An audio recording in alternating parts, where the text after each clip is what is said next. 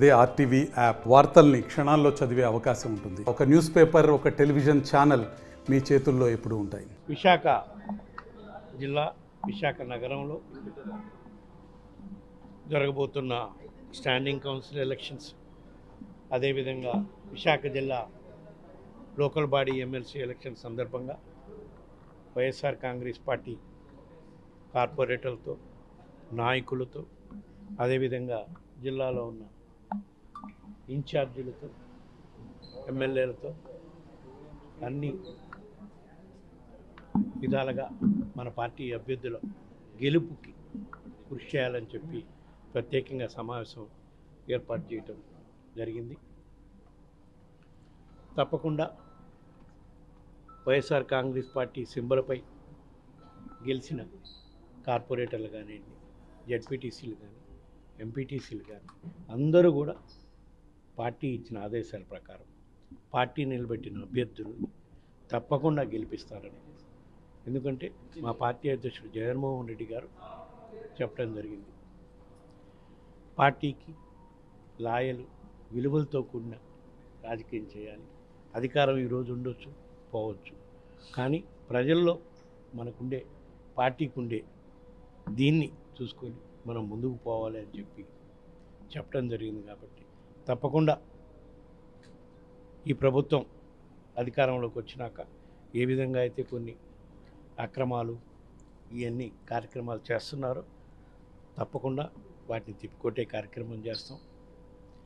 ఈ ఎలక్షన్లో party నియమాలకి, party ఇచ్చిన సందేశానికి కట్టుబడి మా జగన్మోహన్ రెడ్డి గారు పెట్టిన అభ్యర్థుల విజయం తప్పకుండా సాధిస్తామని చెప్పి ఈ సందర్భంగా తెలియజేస్తున్నాం. మేము విలువలతో కూడిన రాజకీయం చేస్తామని మా పార్టీ అధ్యక్షుడు జగన్మోహన్ రెడ్డి గారు చెప్పడం జరిగింది. దానికి అనుగుణంగానే స్థానిక సంస్థల ఎమ్మెల్సీ ఎలక్షన్ల వరకు వచ్చేళ్ళకి మాకు మామూలుగా అయితే అసలు 80% ఓటింగ్ వైఎస్ఆర్ కాంగ్రెస్ పార్టీ సింబల్పై గెలిచిన వాళ్ళదే ఉంది. దాన్ని బట్టి మీరు చెప్పండి, ఇప్పుడు అవతల పార్టీ కూటమి తరఫున అభ్యర్థిని పెడుతున్నారంటే వాళ్ళు ఎటువంటి రాజకీయం చేయటం కోసం అభ్యర్థిని పెడుతున్నారు అంటే డబ్బు ఆశ చూపించి, పదవుల ఆశ చూపించి మా పార్టీ సింబల్పై గెలిచిన వాళ్ళని కొనుగోలు చేయటమా, ఏం చేసే కార్యక్రమం చేసి ఎట్లయినా గెలవాలి అని వాళ్ళు కుట్రపూరితంగా చేసే కార్యక్రమం చేస్తున్నారు. దానికే కదా మేము చెప్పాం, మా పార్టీ అధ్యక్షుడు జగన్మోహన్ రెడ్డి గారు ఇచ్చిన ఆదేశాల ప్రకారం మా పార్టీ సింబల్పై గెలిచిన ప్రతి ఒక్క వైఎస్ఆర్సీపీ నాయకుడు తప్పకుండా మా అధ్యక్షుని ఇచ్చిన పిలుపు మేరకు పార్టీకి లాయల్గా ఉంటారు. తప్పకుండా పార్టీ తరఫున స్టాండింగ్ కౌన్సిల్లో నిలబడ్డ 10 మంది కానివ్వండి, రేపు ఎమ్మెల్సీ ఎలక్షన్లో నిలబడబోతున్న మా సీనియర్ నాయకుడు బొత్స సత్యనారాయణ గారు మంచి మెజారిటీతో గెలుస్తారు. మా పార్టీపై ఏ విధంగా నమ్మకంతో ప్రజలున్నారో దాన్ని గెలిపించి నిరూపిస్తారని చెప్పి కూడా మేము ఈ సందర్భంగా వాళ్ళు కుట్రపూరితంగా ముందే అనుకున్నాం కదా, కొంతమంది కార్పొరేటర్లు తీసుకున్నారు, మీకు తెలుసది.